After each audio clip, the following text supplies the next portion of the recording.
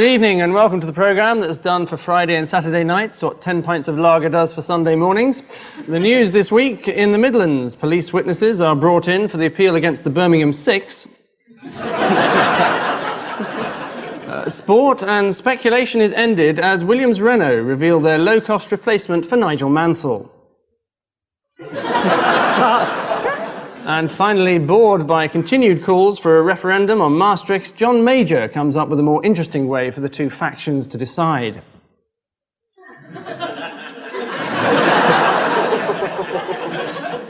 On Ian Hislop's team, the man responsible for waking up half of London every weekday morning before going on to present a breakfast show on Capital Radio, Chris Tarrant.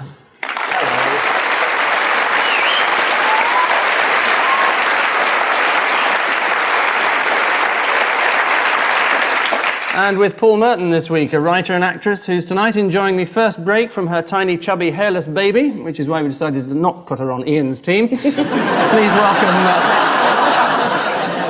welcome Meera Syal.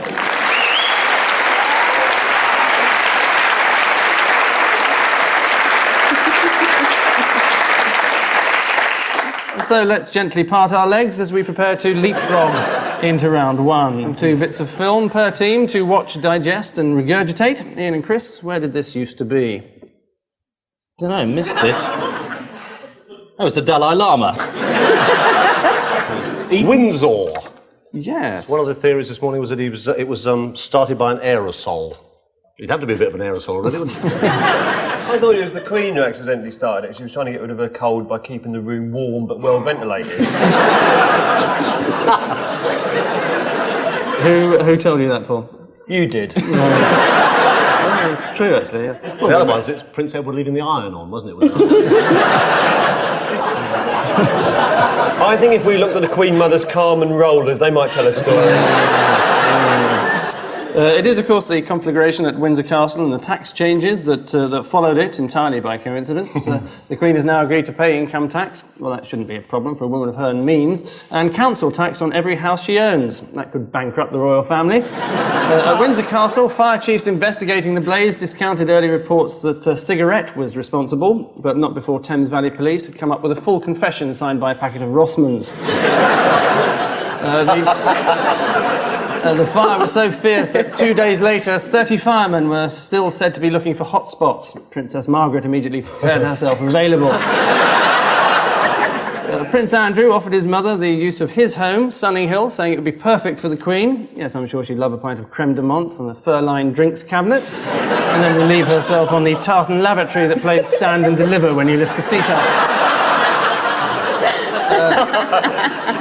Paul and Meera, cop this lot. Have you been round there? You seem to know it quite well. Oh, yeah, second home to me. There's a boat. It's boat week. Kenneth auditioning for the PG Tips advert. Yes. It's drugs, please, isn't it? Yeah. They finally caught Kenneth Clark. Thank goodness for that. Guy's been smacking it up the nose for years. He's been doing what? Smacking it up the nose? It's an obscure drug. That's a hip term. It's a sort of young person's phrase, Paul. You wouldn't understand it. He was clearly caught, wasn't he, preparing a giant spliff for a very boring cabinet meeting later in the morning. When you get so stoned, he could claim not to remember anything about the Matrix Churchill case. Yes, it's the seizure of £160 million worth of cocaine, which investigators believe would have been sufficient for 36 million lines of coke. That should be enough to keep Frank Boff going for a week. Cocaine.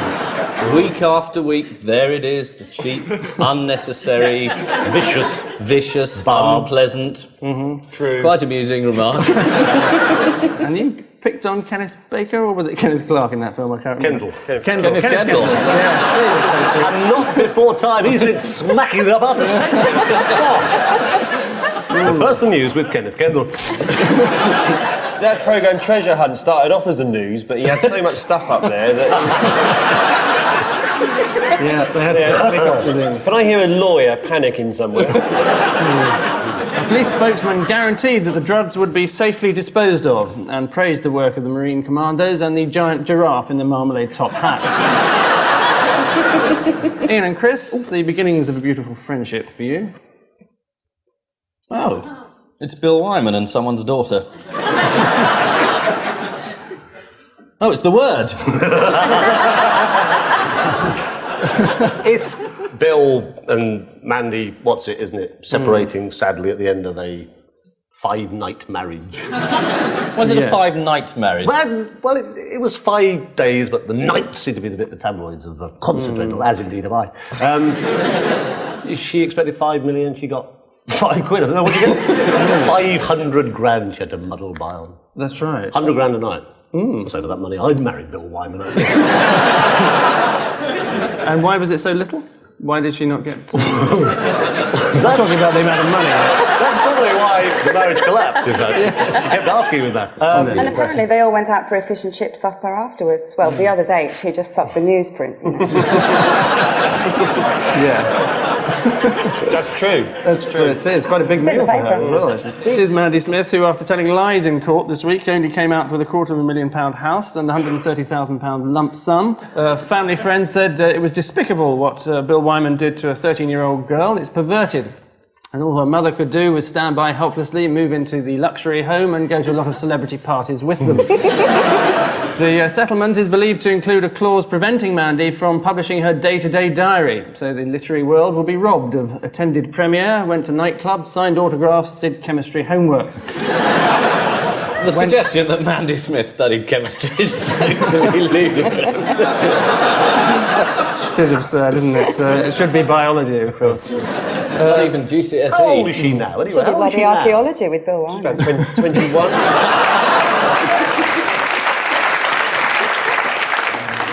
Yes, dear thing.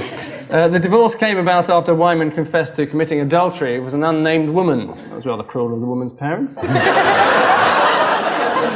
So, Paul and Meera, some water sports for you. Oh yes, this is a very sad case of it was a documentary about failed animal artists. This is Flipper after he was sacked. Yeah. This is actually his other job, delivering pizza to submarines. Is it Walt Disney reconstructing Robert Maxwell's last few hours? With Robert Maxwell played as a dolphin. Yeah, with the dolphin, yeah. If dolphins are intelligent, why has one never hosted a topical news quiz? That's Until why. now. That's why. Dolphins were trained in the Cold War by the Russians to spy. And then report back. They've Did they go to Cambridge first? They've been trained to sort of balance beach balls full of Semtex into portholes of ships. And they tried them on cars, but after a lot of research, they found they weren't so mobile across tarmac. And you could hear them coming. You could hear the whoop, whoop. Yes. And you'd look out there, and there's blood. You wouldn't believe there's a dolphin coming up after. Yes, well, I'm going to give you 2 points for that. This is actually... Does that mean all those dolphins I was at Cambridge with were actually spying for the Russians? It's in fact both. It's the Russian and American navies who've both admitted to training dolphins to take part in military exercises. But both Russians and Americans now have hundreds of highly trained crack dolphins on standby. The British, for their part, are believed to be training a pilchard called Nigel. And at the end of that brief skirmish, the revealing statistics are that, both teams have got off to the most disappointing of starts. Ian and Chris and Paul and Meera having a maximum 4.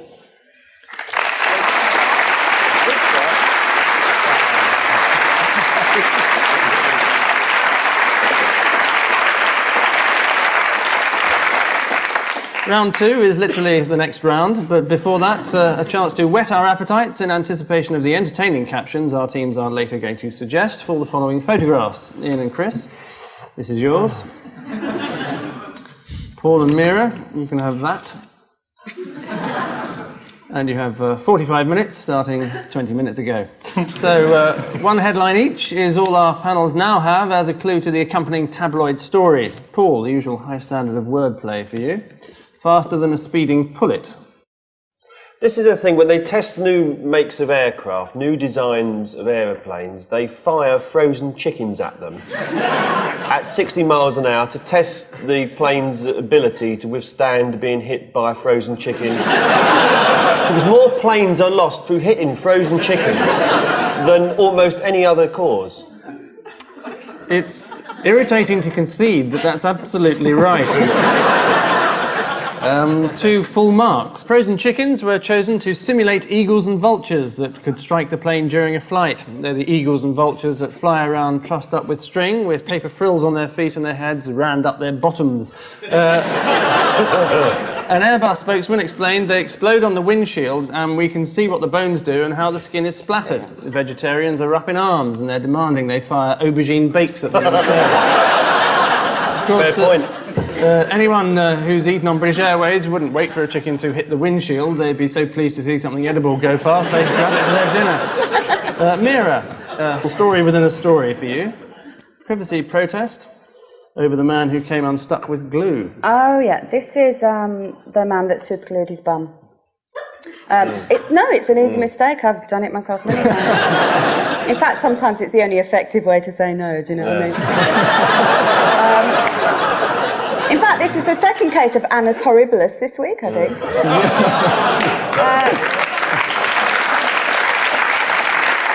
Then he sat on the Labrador, and the Labrador got stuck. And on the way to the hospital, the Labrador bit this old man in the leg and wouldn't let go. And so the 3 of them walked around like that for about a week. It became a tourist attraction in the end. Got a grant from the council. There's T-shirts you can buy now. Yes, thank you. Thank you, Paul. And he's now... Commemorative dinner plates. Later that same month. Happy birthday, Olive.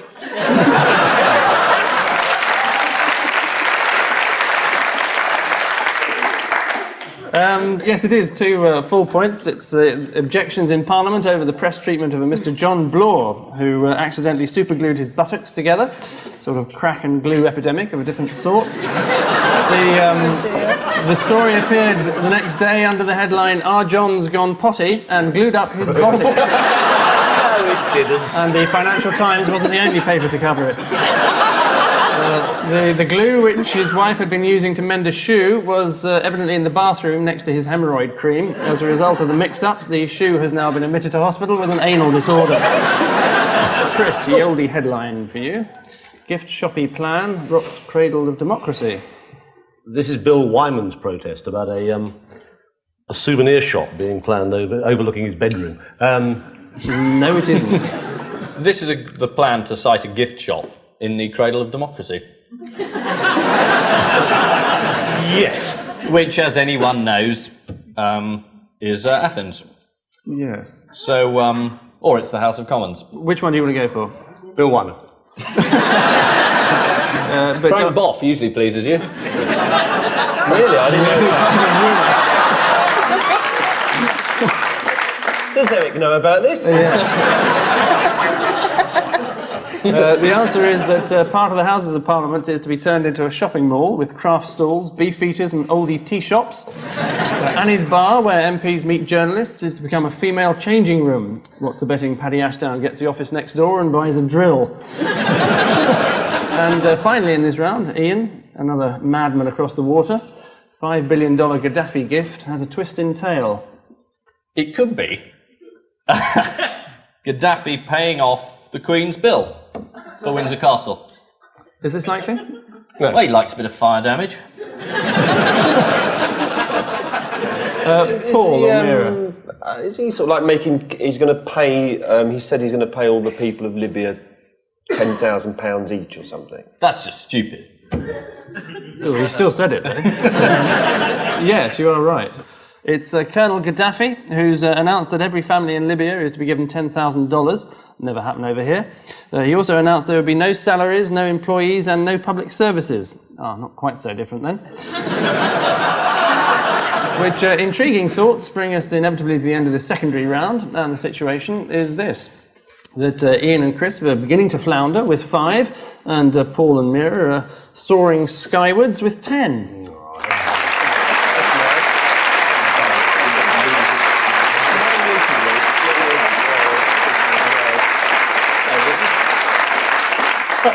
And so we shin up the pendulum of old father time and wind back the second hand of history. And not very far either. 2 recent bits of archive.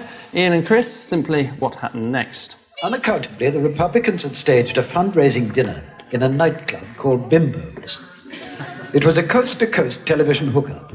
with Bob Hope and Ronald Reagan in Hollywood, President Bush in Houston, Texas, Dan Quayle in Washington, and Barbara Bush in New York. Quayle would have spent bimbo with an E, though, wouldn't he? Put it in. I actually saw this bit of news footage. Two lesbians get on a table and start snogging. Don't be so silly. Don't be so utterly ludicrous. Let's discover the actualité. Apparently overcome by emotion, two lady guests mounted a table.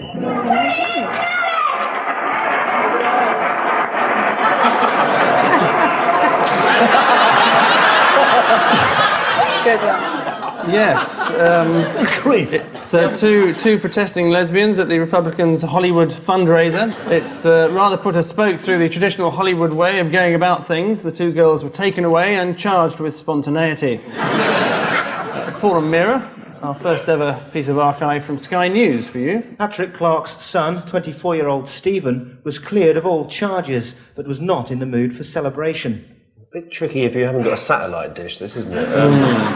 That's the I idea. presumed, I'd guessed that he does a flashman and turns on the camera crew and... It looks like a ghoulie basher, I'd say. Something like that. All right, well, let's see if the ghoulie basher goes and bashes some ghoulies. Let's see how things developed. Patrick Clark's son, 24-year-old Stephen, was cleared of all charges, but was not in the mood for celebration. There you go. Right in there, yes. Yes, that was the Sky reporter, in fact, feeling the rough edge of a potential interviewee's boot. Obviously, someone who's bought a square eel. Still, he presumably is used to fighting. Sky's two main newscasters were recently involved in a punch-up just before going on air. One of them was 20-stone Scott Chisholm, although we understand Selena narrowly won. All of which satellite madness brings us spinning to the end of this rotation, and fascinatingly, Ian and Chris have roared behind with 7, and Paul and Meera have a quietly confident 12.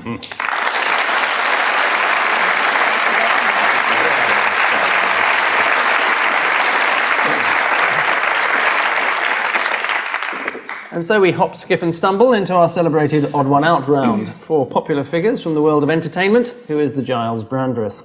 Paul. A hopefully impossible selection for you.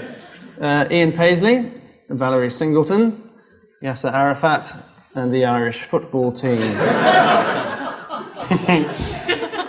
Right, well, the Republic of Ireland football team has 11 men in it. It's the Pope. Where? What?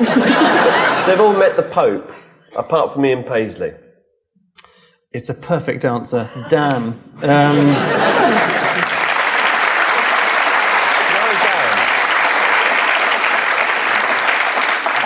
Yes, it's Ian Paisley, as all the others have met the Pope and kissed his ring.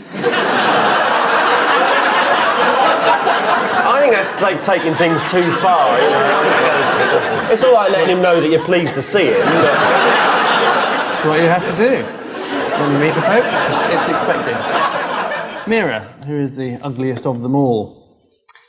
Leslie Grantham, Johnny Walker, Fred Housego, and Robert De Niro.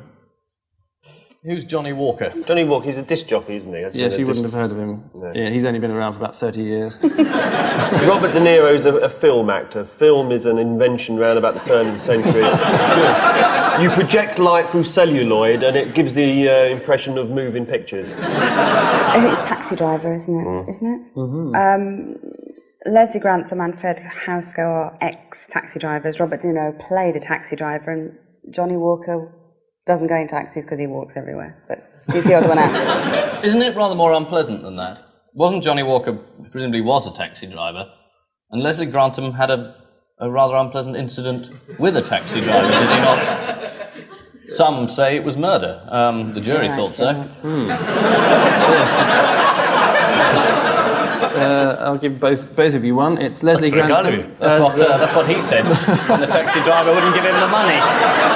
Robert De Niro spent 3 months driving a cab in training for the part of taxi driver. Thank God he was never given the part of driller killer. Leslie Grantham, on the other hand, served 11 years for murdering a taxi driver, a fact which he claims almost ruined his professional career. Probably wasn't a massive boost for the taxi drivers.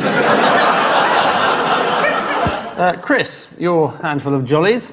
Bruce Forsyth, Billy Butlin, Arnold Schwarzenegger, and Glenda Jackson MP. I think they've all been to Butlins, or they've all worked at Butlins or something. I mean, Billy's probably pretty obvious. I think Forsyth, well, he's bound to. I think Glenda has as well. She's done something at Billy Butlin's place. As it, yes. For us to pry. What sort of stand-up act? Possibly. Yes, you are absolutely right. The answer is that they've all worked at Butlins, apart from Arnold Schwarzenegger. Brucey was a redcoat 45 years ago and was paid 70 pence a week. Now, of course, he earns an estimated £10,000 a week. I suppose a fair amount would be somewhere in between, like 80 pence. And all the redcoats at Filey still remember Glenda Jackson. Nowadays, of course, she works with another bunch of comedians dressed in red. And, yes, indeed, ladies and gentlemen. Yes, indeed. My name's Angus Deaton. Good night. Bernard Manning. I think it's time to bring that dolphin in, you know. And finally, Ian, for heavyweight intellectuals for you, Bernard Levin, Russell Harty, Robert Kilroy Silk, and...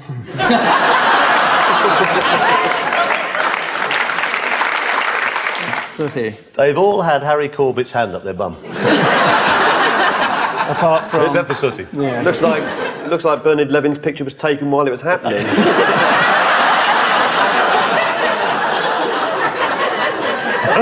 He's done something funny to his glasses. This is a newspaper column question. On the Sooty column. Yeah. Sooty, the voice of reason. It's in the Sun. Every day. Yeah. House of Windsor, string 'em up. Why should we foot the bill? Yeah. Sod off, Your Majesty, says Sooty. I agree. Izzy Wizzy, let's get busy. Izzy Wizzy, let's get Lizzy. You know that Sweep doesn't see any of that money. Not true. Sweep signs on in Battersea. Okay, Kilroy Silk. What? Why? He's the only one who really makes you feel ill if you look at him in the morning. It is Robert Kilroy Silk, but it's because he's the only one who hasn't been punched live on television. No justice, is there? Although after one of his Kilroy programmes, when a 60-year-old member of the public, half his size, attacked him with a rolled-up newspaper, he did punch the man in the head.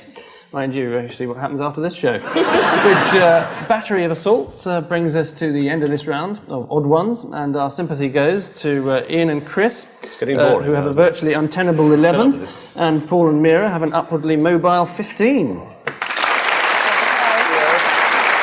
This is where we could lose a lot of points change hands and sort of missing words around. If you do know any of those, it's one team. You know. I want to be on Bill Beaumont's side. I don't know what's happened here. We ditched him after the first series. And so now raise your glasses Can I as have we... picture number 4, please? Is it Tessa Sanderson? And so now raise your glasses as we toast the happy couple of missing words sections. Fill in the gaps in the following titles, and the usual prizes will be yours to spurn. Ian and Chris, you're first as your last. So, Labour MP steps down to shake off what? Stop it. Sooty. Is not correct. Shake Nasty off. cold. I'll give you one. Infection is actually the answer. Oh. Next, Queen to live where? With Harry Corbett. Even more extraordinary than that. Sunningdale? Well, I'll give you one for Sunningdale because it's a reference to it, or Sunning Hill. At Tesco's is, in fact, the rather bizarre answer, but that's what they're Gosh, meaning. he really is hard up. Next, Major cannot recall what? His own name. Night of Passion with Randy Labrador. Same Labrador that bloke sat on earlier. So it all ties in. It's a wonderful world. Yes. He can't recall the memo that was passed to him when he was Chancellor. Very good, I'll give you 2 for that. Lastly, Mystery of Lamont's unpaid what? It's access bill. Credit card. Yes, Bill. card is the right answer. Very good. He's 2,470 quid overdrawn. He's had 5 warnings and he's gone over his limit 22 times. There's fiscal responsibility for him. Well, it's not surprising. A flexible friend is the only friend he's got at the moment. I love the idea that he was in this offie in Paddington at Thresher, buying a bottle of cheap champagne and a packet of cheap cigarettes. What was he doing down there? You may never know. Where does that Labrador live? It is around the back of Paddington, yeah. Right, Paul and Meera, your little lot, and with the points exactly even. Who held after 10 tons of cannabis found? Party.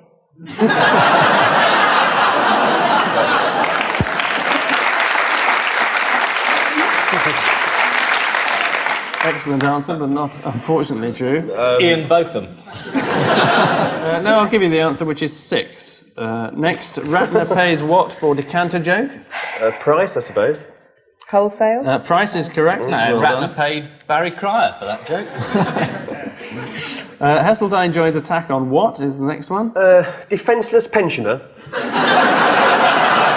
He's walking down the street, there's a mugging going on. He says, I could have her wallet. He's in. He's down the post office with a wig on, claiming some pension. Yes, that's Kilroy Silk, I think you're confusing him with. Red tape. Unwanted hair? I was looking for. And finally, new law prevents politicians from keeping what? Hamsters. No. Voters posted is a rather disappointing answer. Which effortless illustration of uneducated guesswork acts as a hugely welcome end to this week's attempts at knowledge. And sadly, for them, this week's cold fish are Ian and Chris with 16, and this week's hot dogs are... That is a wife. I love you. A mistress.